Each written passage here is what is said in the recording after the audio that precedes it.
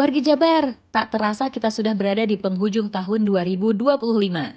Pada bulan Juli, Gubernur KDM melantik sejumlah pejabat Pemda Prof Jabar.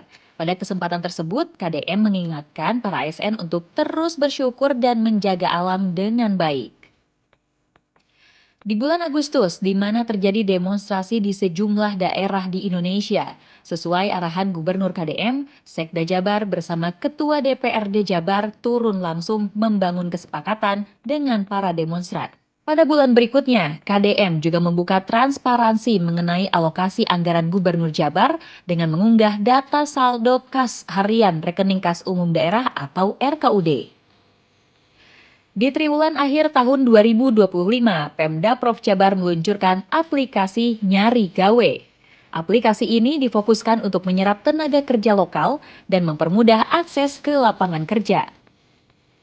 Pemda Prof Jabar juga menginisiasi gerakan rereongan Sapoe Sarebu atau Poe Ibu.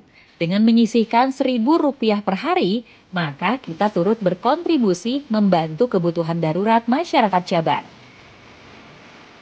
Di penghujung tahun, Indonesia berduka atas bencana yang terjadi di Sumatera.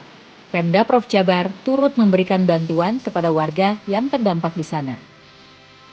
Banyak tantangan dan pencapaian hebat di tahun ini. Yuk kita sambut 2026 dengan semangat dan optimis untuk Jawa Barat yang lebih baik.